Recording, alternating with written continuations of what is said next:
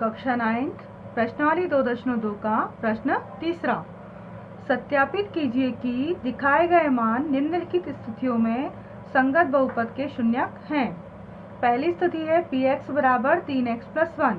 यहाँ x बराबर -1/3, ये इसका शून्यक है या नहीं ये आपको बताना है, यानी x का मान रखना है आपको -1/3। तो हम मान रखें p x के स्थान पर -1/3 बराबर 3, फिर x के स्थान पर क्या लिखना है हमें -1/3 और प्लस का 1। तो p -1/3 बराबर यहाँ 3 गुणित में 3 से कट गए, बचा -1 और +1। -1 और +1 क्या हो जाएगा, कट जाएगा, तो आंसर आएगा 0। जब 0 आंसर आ गया मान रखने पर मतलब कि ये शून्यक है। संगत बहुपद का शून्यक है, 0 आंसर आ गया उसको रखने पर। तब दूसरी कंडीशन है हमारी, दूसरा बहुपद दिया हुआ है आपको px बराबर 5x - पाई और जो x का मान है वो दिया हुआ है आपको 4/5, यानी x का मान 4/5 रखकर पता करना है आपको कि शून्यक इसका ये है या नहीं।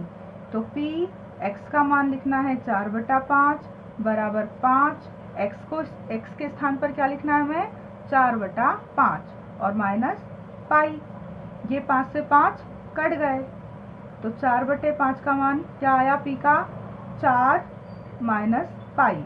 अभी तो कैसे भी 0 नहीं होंगे, तो यहाँ क्या होगा, संगत बहुपद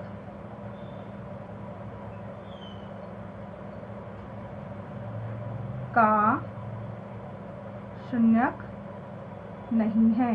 जो x बराबर 4/5 है वो इस बहुपद का शून्यक नहीं है। तीसरी कंडीशन है हमारी, तीसरा बहुपद हमें दे रखा है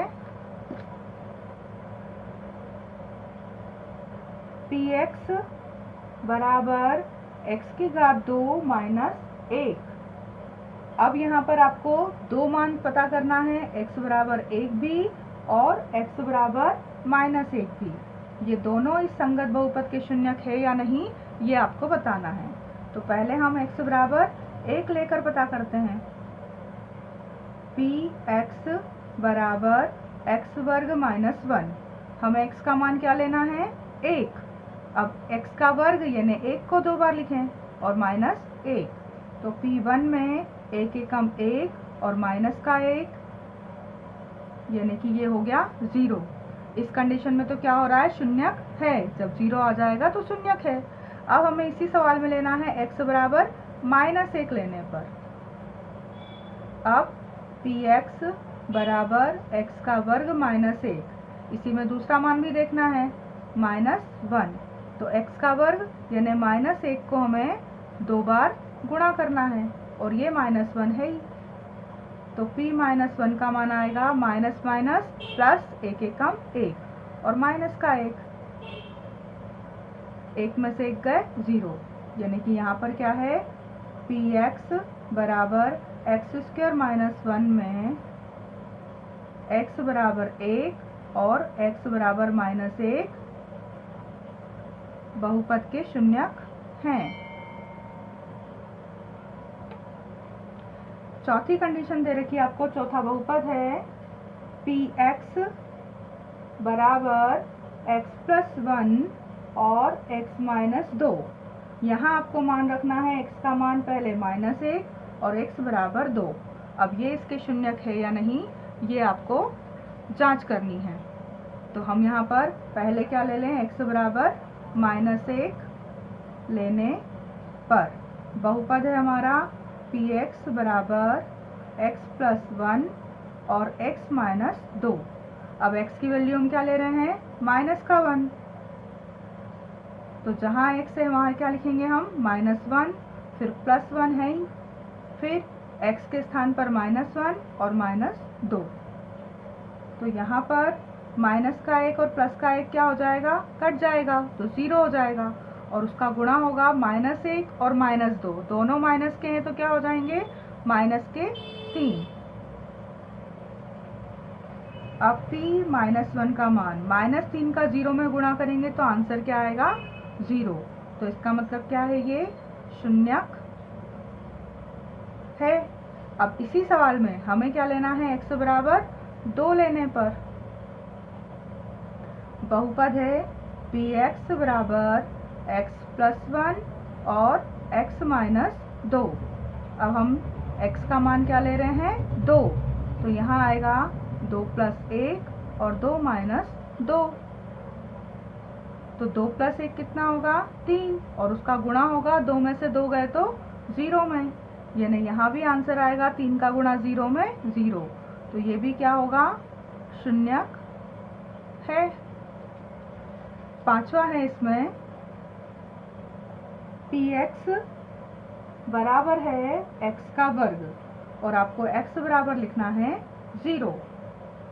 तो px x का मान 0 और यहाँ x वर्ग यानी 0 को 2 बार गुणा करना है, तो आंसर क्या आएगा 0 ही, मतलब क्या होगा शून्यक है। x का मान 0 जो है इस बहुपद का शून्यक है। छठा सवाल है इसी का, px बराबर lx + m और यहाँ x की जो वैल्यू लिखना है आपको वो -m/l लिखनी है। देखते हैं p x की वैल्यू क्या लिखनी है हमको -m/l बराबर l का तो l और जहाँ x है उस x के स्थान पर हमें क्या लिखना है -m/l और प्लस m का m।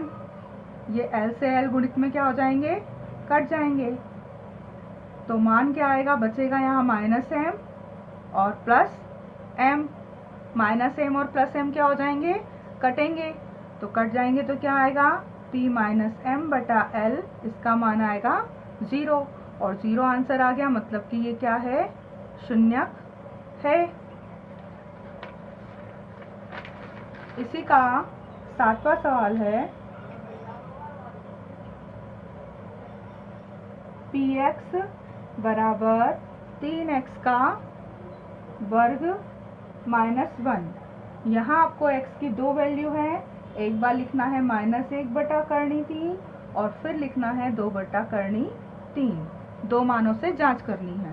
पहले हम क्या ले लें, x बराबर -1/3 लेने पर p x का मान लेना है -1/3 बराबर 3 x का वर्ग यानी कि -1/3 को आपको कितनी बार लिखना है 2 बार। वर्ग है x का, तो x का जो मान है -1/3 उसको 2 बार लिखा और -1।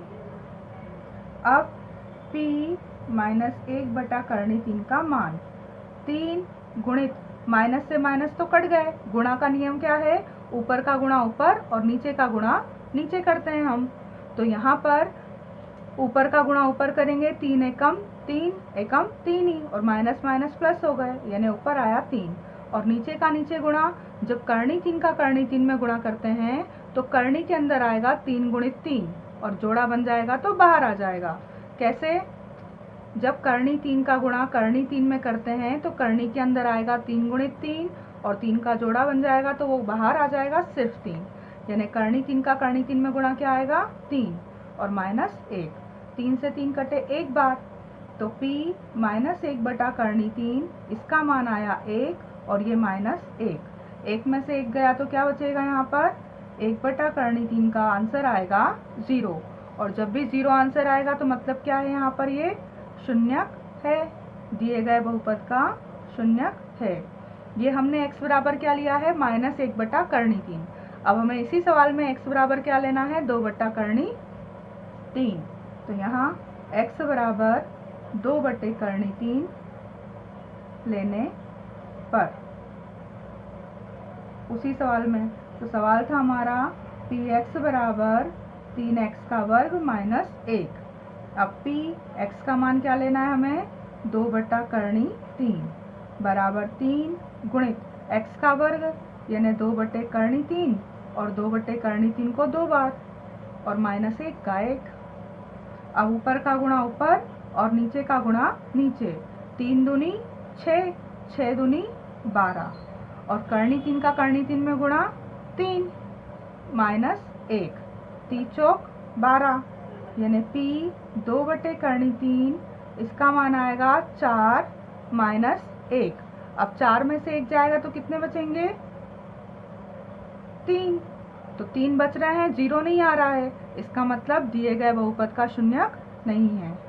अतः x बराबर 2 बटा करनी 3 दिए गए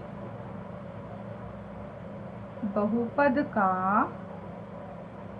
शून्यक नहीं है।